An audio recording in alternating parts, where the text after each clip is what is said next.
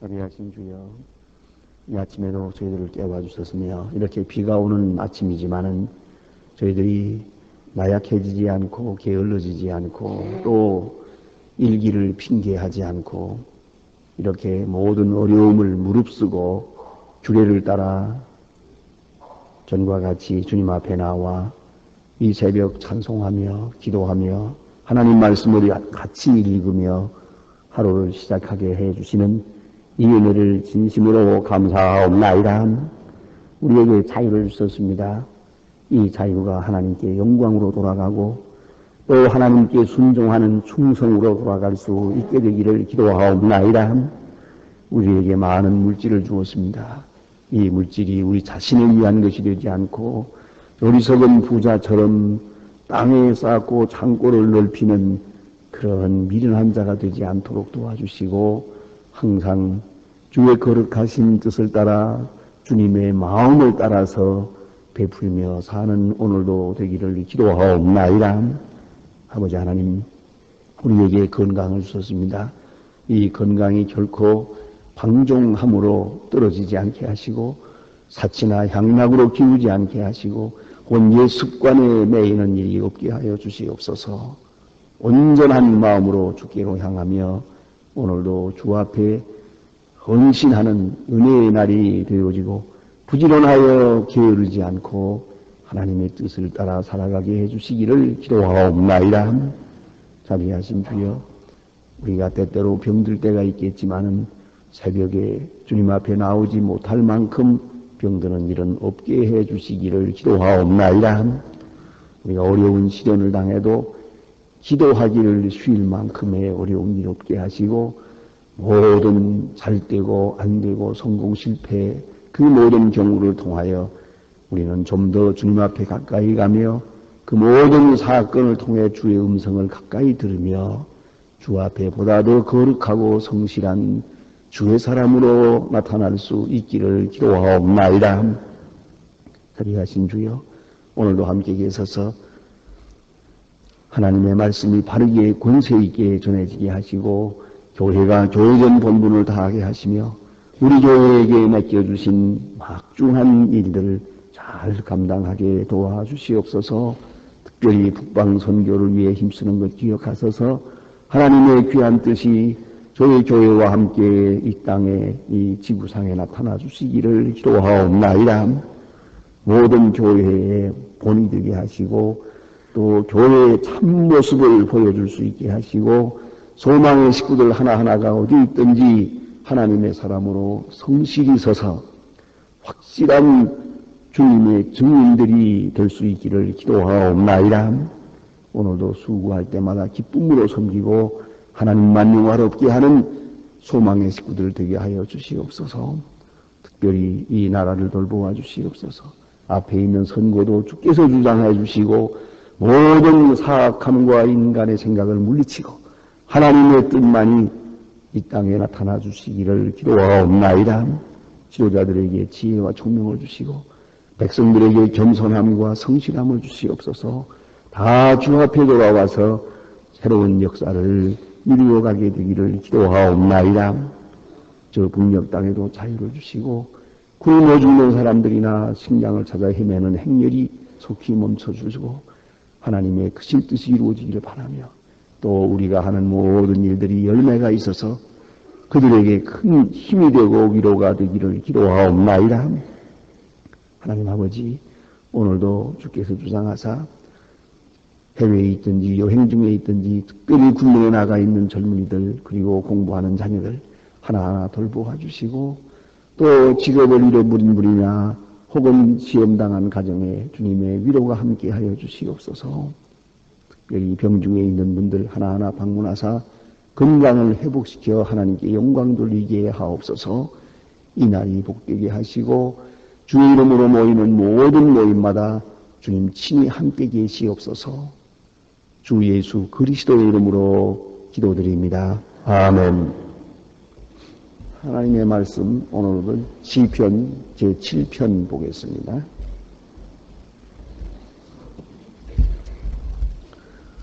시편 7편 1절로 17절까지 봉독하게 됩니다. 시편 제7편입니다. 다 같이 봉독하시겠습니다.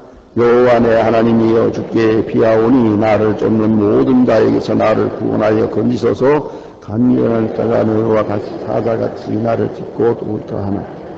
여호와 하나님이여 내가 이것을 행하여 내 손에 죄악이 있거나 화친한 자를 악으로 갚고 내 대적에 두고 매할 것 원수로 나의 원수를 쫓아 잡아서 내 생명을 땅에 짓밟고 내 생명을 진포에 떨어뜨리게 하소서.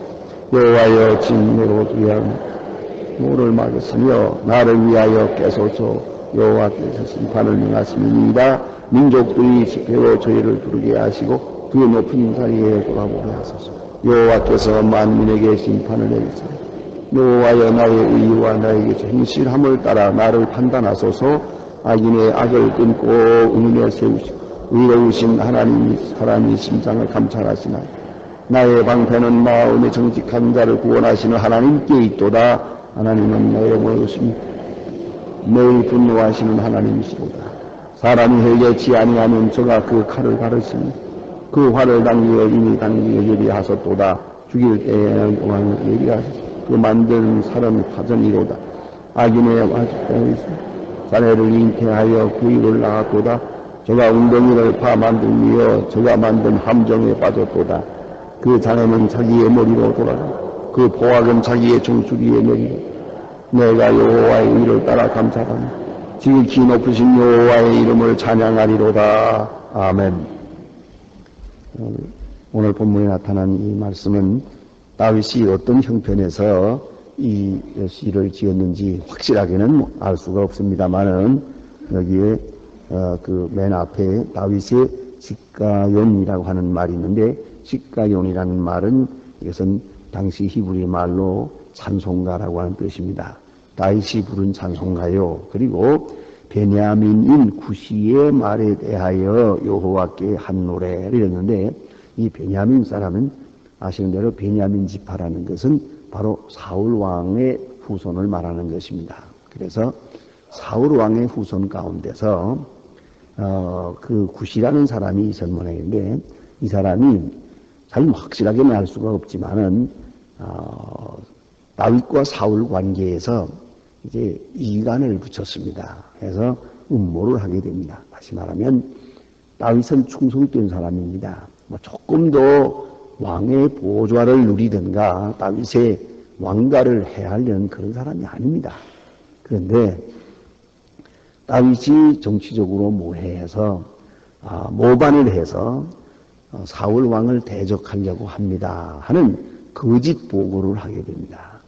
이 소식이 사울에게 들려졌고 사울은 다윗을 죽이려고 하고 또 다윗은 이 소식을 듣고 비참합니다. 이 시간에는 어찌 변명할 길이 없습니다. 이제는 피하는 길밖에 없지. 사울 왕이 지금 분노해가지고 지금 죽이려고 드는데 도저히 도리가 없어요. 3,000명이나 되는 많은 군사를 몰고 다윗을 잡으려고 쫓아다닙니다. 자, 이때에 지금 이 시간으로서는 변명할 수가 없어요. 그렇기 때문에 일단 그는 피할 길밖에 없습니다. 그건 이게 그 사무엘상 24장에 보면은 잘 나타나는데요. 다윗 하나를 죽이기 위해서 많은 사람들이 쫓아다닙니다. 3,000명이나 몰고 사울 왕이 이렇게 그 숲에까지 쫓아왔는데 문제는 여기에 있습니다.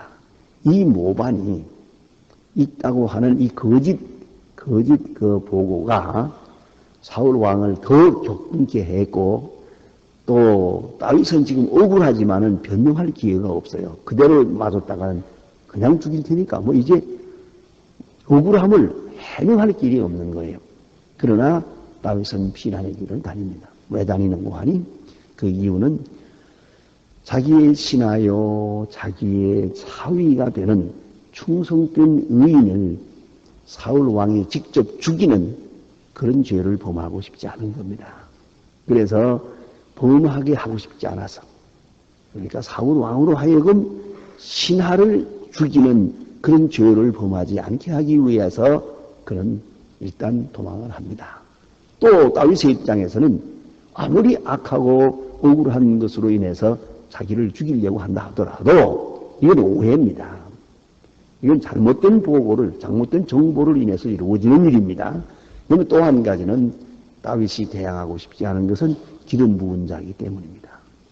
하나님의 기름 부음 받은 자이기 때문에 하나님께서 해결할 것이요 내가 손을 댈 필요는 절대로 없습니다. 대항할 것도 없고 싸울 것도 없고 특별히 비방할 것도 없습니다. 하나님의 뜻이 가운데 있을 줄 알고 그리는 조용히 피난의 길을 나서게 됩니다. 그런데 이게 문제가 하나 있습니다. 이것은 정황이 이렇게 바뀌니까 많은 사람들이 사울 편으로 돌아가고 다윗 주변에 있던 사람들이 다 떠났다는 것입니다. 그러니까 다윗의 이 답답한 사정, 이 억울함을 정말로 알아주는 사람이 없더라는 말이에요. 그 다윗과 함께 다윗 당신의 말이 옳소, 당신이 옳은 사람이요, 당신이 죄인 아님을 우리는 알고 있습니다. 걱정 마세요. 이렇게 생각할 사람이 없어요. 오직 요나단이 있어요.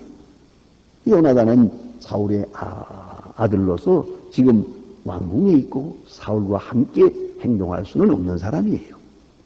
자, 이런 처지에 있습니다. 그러니까 다윗은 외롭게 그래서 따르는 몇 사람과 함께 이 거친 광야를 헤매고 있는 겁니다. 그때에 이 시를 지었을 것이다. 이렇게 이제 추측하게 됩니다.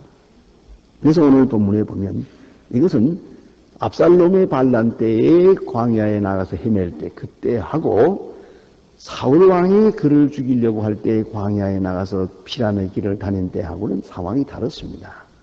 왜냐하면은 압살롬이 반란을 일으켜서 피란을 다닐 때는 자기가 죄인입니다. 자기 죄 때문에 이 사실이 있다고 생각합니다.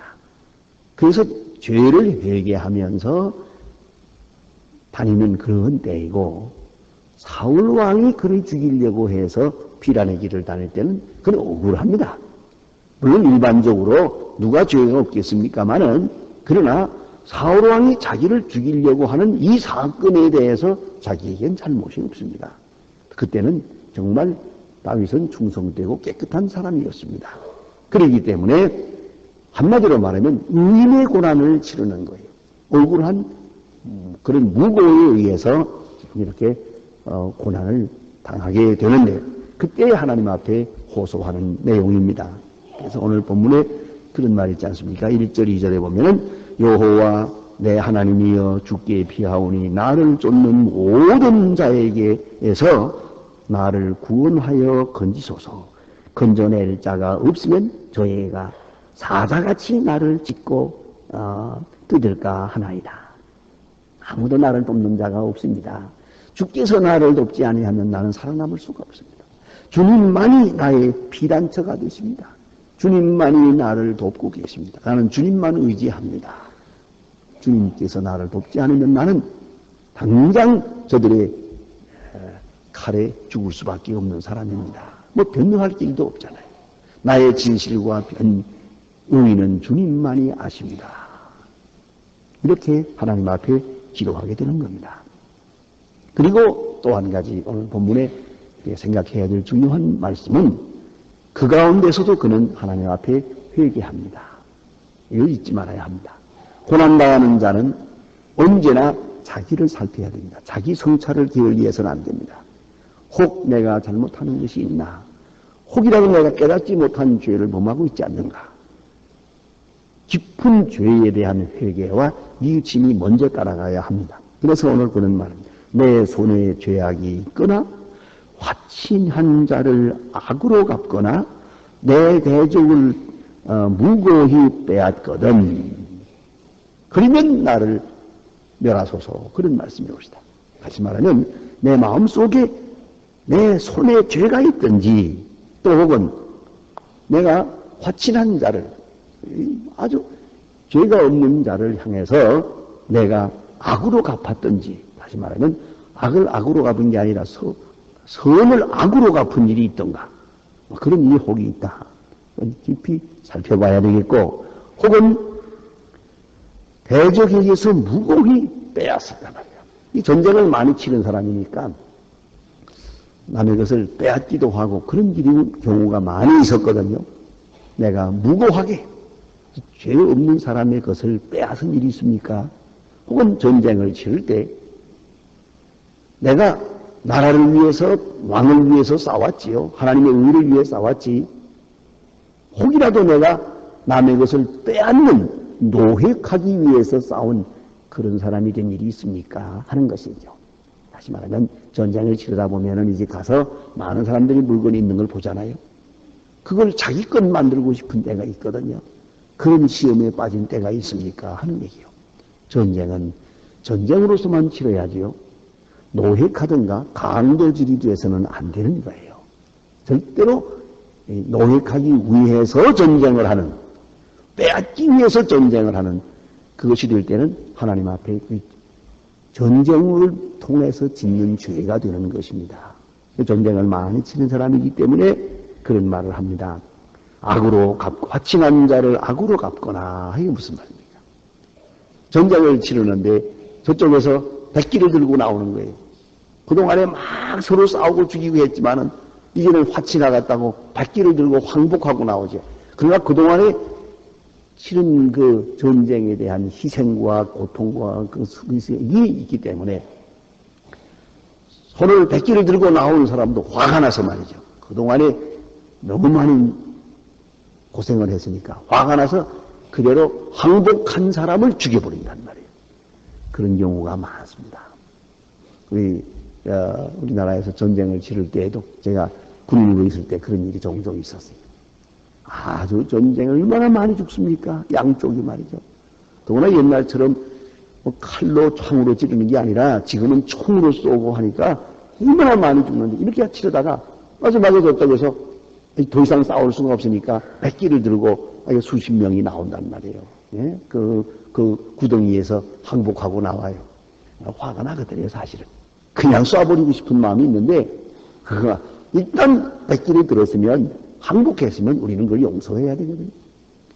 그 용서해서 가서 얘가 이렇게 잡아다 놓고, 묶어놓고 지금 또 때가 되면 또 밥 먹여야 되잖아요.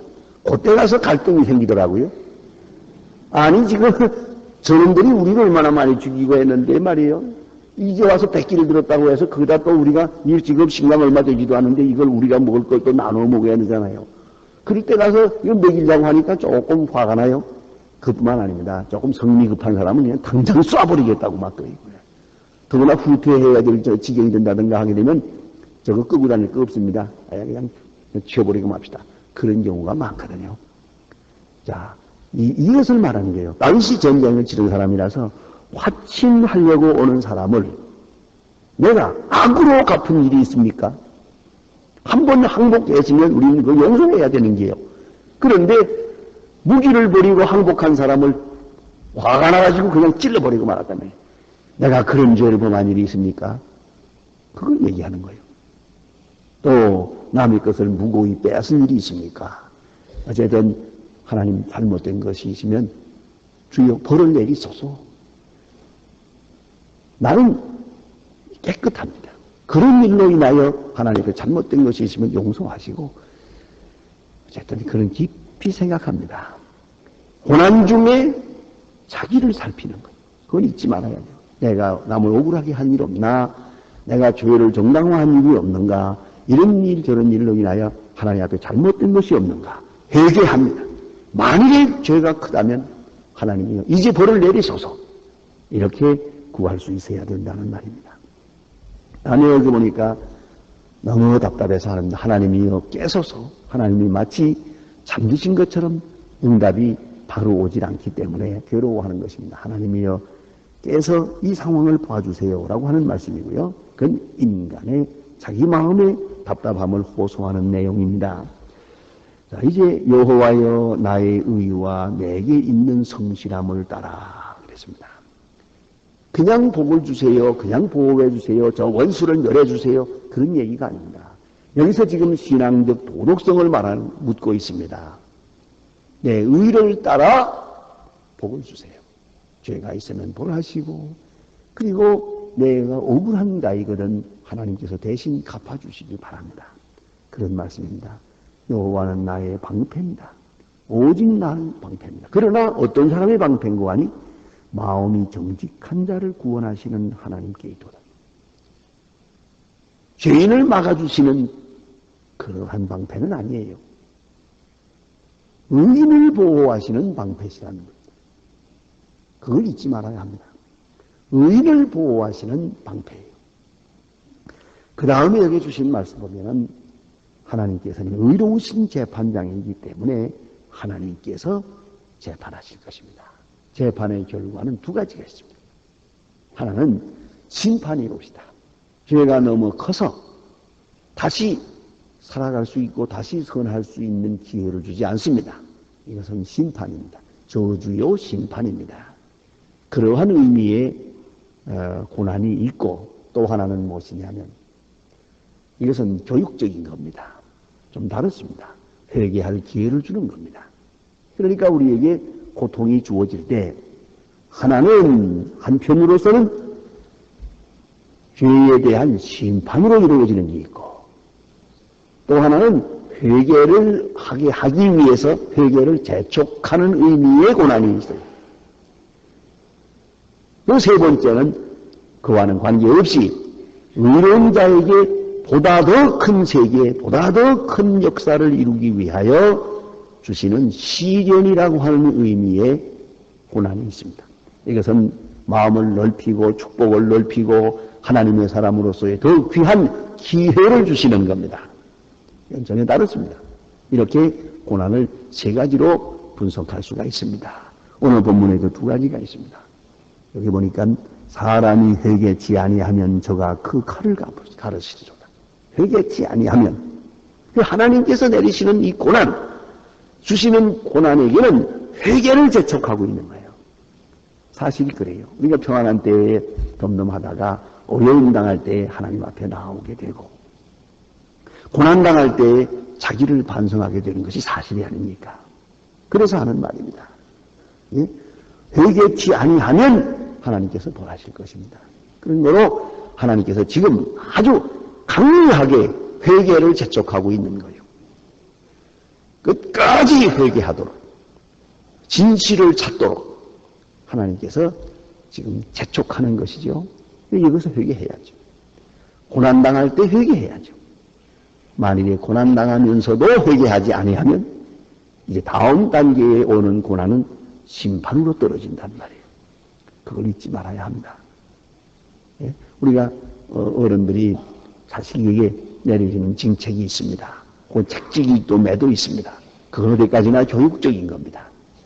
그것은 그로 하여금 바로잡도록 하기 위해서 하는 것이지 그 사건에 대한 벌로 내리는 건 아닙니다. 그 점을 꼭 잊지 말아야 합니다. 그러나 끝까지 회개하지 않으면 이게 벌이 될 수밖에 없는 거예요. 그것은 그 고난을 당하는 자의 반응, 그의 자세에 따라서 성격이 결정되는 겁니다. 그러니까 우리가 고난당할 때 이 세 가지를 생각해야 됩니다. 내가 일단은 회개해야 됩니다. 회개를 주기 위해서 참 회개하기 위해서 내리시는 징계라는 걸 잊지 말아야 됩니다. 열심히 회개하고 또 그리고 나서 생각할 것은 끝까지 회개하지 않으면 이것이 징벌이 된다는 걸 잊지 말아야 됩니다. 아주 벌이 되어버리고 저주가 되어버립니다. 그 다음에 우리가 아무 잘못 없이 그런 고난을 당한다고 한다면 이것은 하나님께서 우리를 보다 더 높은 세계로 더 넓은 세계로 더 훌륭한 하나님의 사람으로 살아가게 하기 위해서 때로는 선교적 목적으로 고난 속에 두실 때가 있습니다. 이건 아주 대단히 중요한 신비로운 말씀입니다. 고난 속에서만 하나님의 선교적 역사가 이루어지기 때문입니다. 하나님의 사람이 고난당하면서 받는 위로로서 고난당하는 자를 위로하게 하기 위한 것입니다. 고린도후서 1장에 자세하게 설명이 되고 있습니다. 오늘 여기에 주신 말씀 보니까 사람이 회개치 아니하면 이것이 아주 마지막 심판이 된다 하는 말씀입니다. 회개를 재촉하는 고난이 있다 하는 말씀입니다. 그 다음에 여기 보니까 그 하나님의 심판, 마지막 심판이 어떻게 이루어지는가 하는 걸 보세요.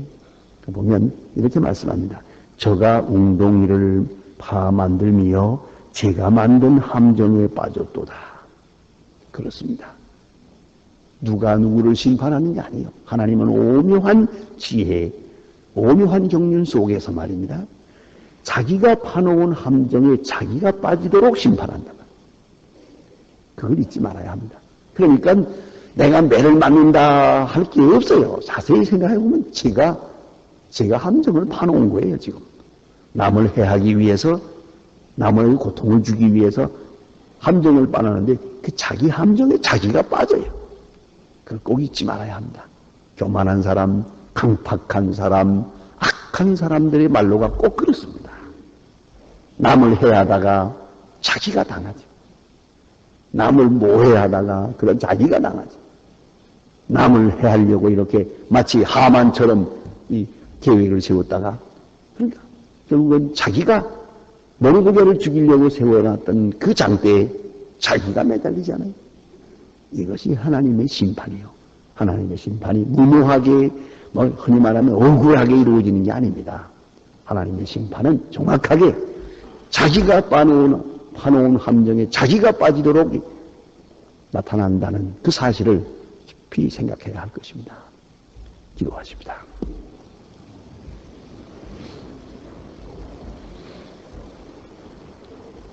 하늘에 계신 우리 아버지시여 이름이 거룩히 여김을 받으시오며 나라의 마옵시며 뜻이 하늘에서 이룬 것 같이 땅에서도 이루어지 오늘날 우리에게 일용할 양식을 주옵시고 우리가 우리에게 죄진 자를 사해 준 것 같이 우리 죄를 사해 주옵시고 우리를 시험에 들게 하지 마옵시며 다만 악에서 구하옵소서.